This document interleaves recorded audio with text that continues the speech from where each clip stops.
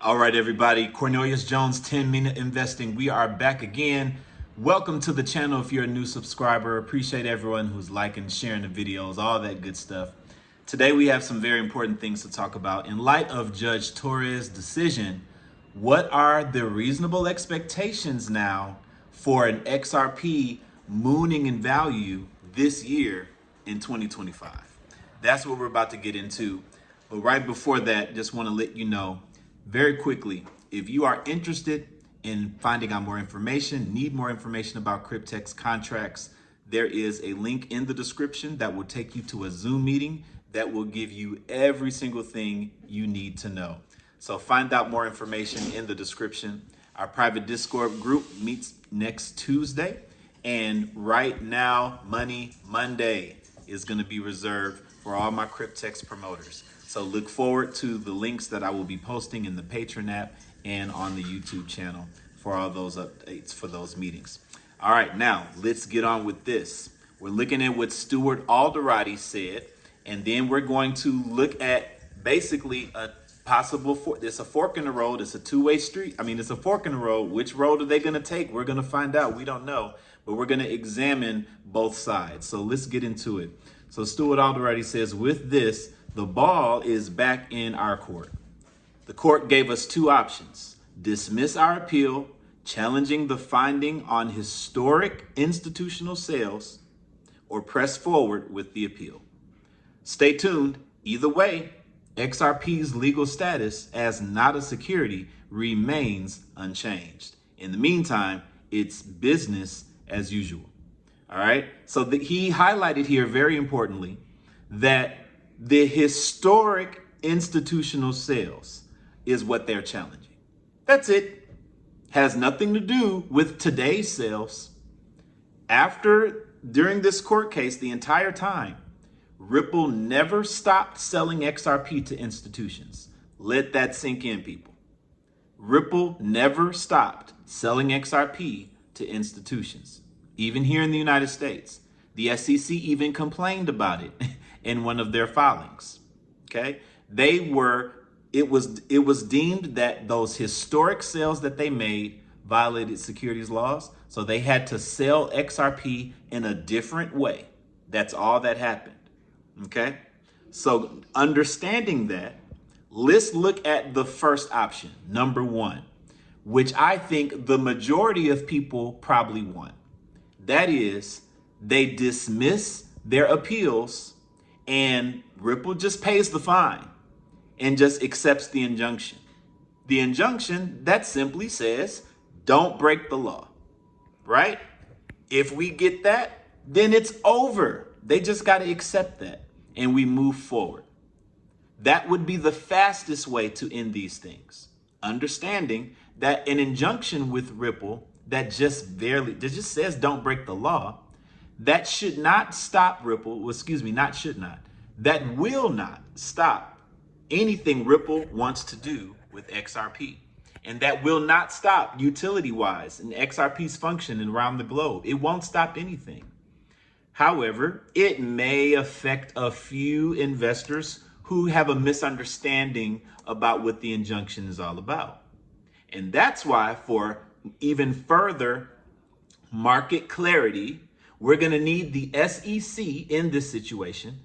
They would have to come out and make a statement for clarity about XRP and what Ripple is doing with XRP with institutions. They can even state the previous administration found those historic sales, unlawful. However, the way they've repackaged their sales, they are compliantly selling their XRP token to banks. That way we're clear. We have nothing to worry about. That's what we need the SEC to do. And that's what I'm hoping. I think I'm leaning more towards. Yesterday, I made a video and I was hoping for the second route. The second route is they fight this and they go all the way to the Supreme Court, whatever it takes, right? And my take on that can still happen.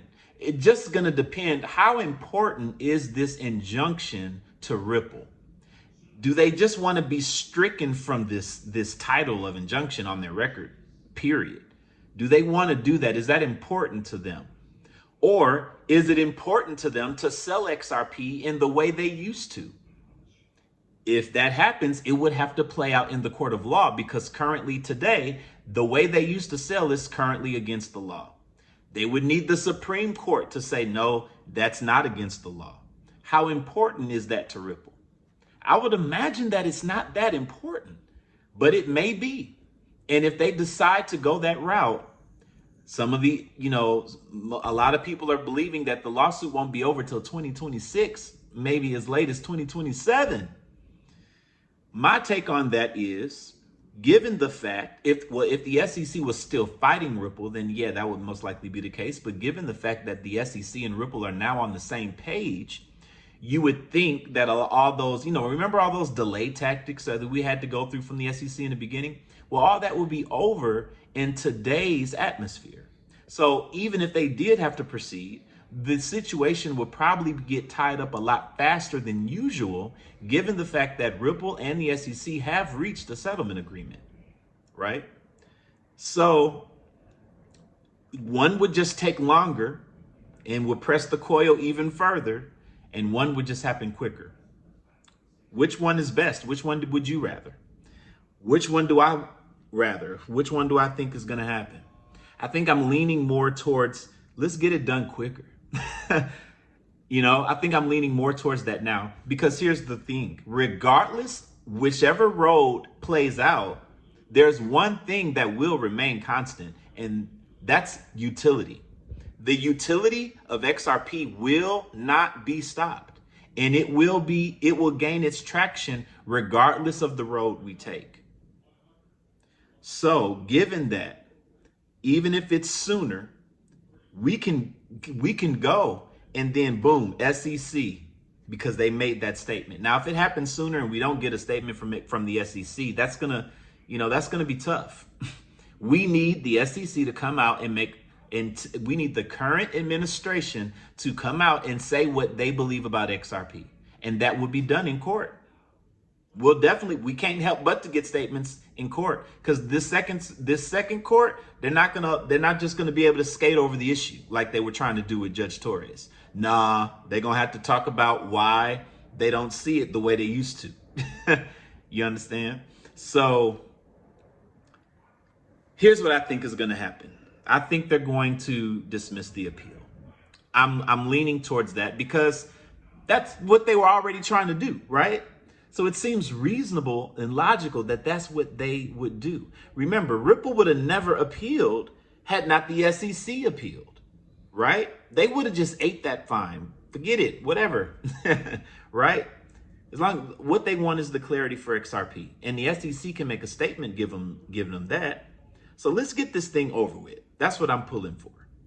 That would easily fit with my other thoughts about XRP and what it's going to take to moon, with legislation coming, all wrapping up in August, ETFs after that. We'll be right on track. And yes, XRP can reasonably moon this year by the end of the year. But if we don't get the legislation, if we get the long route, is what I was trying to say.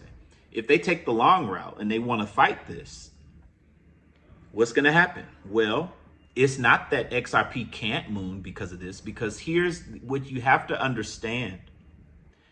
It's all about utility at the end of the day.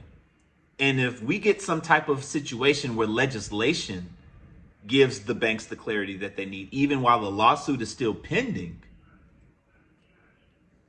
that's going to be interesting.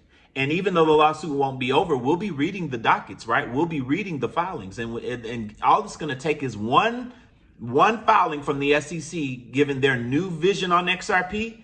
Even though the lawsuit's not over, people are going to be ready to jump on that, probably. So regardless, utility will reign. One way or the other, we don't know how everything's going to play out, but utility at the end of the day will reign. And as long as the banks have the green light with legislation, then hey, what happen with the lawsuit, that would be more of a speculative thing for investors, right? Because we know that's going to play a huge part as well. But if we have legislation, a lot of that that the banks need to jump on board with this technology will be in place. I still firmly believe that we will have legislation by August, right? Late October, maybe. We already have another bill that just passed the House that now needs to go to the Senate.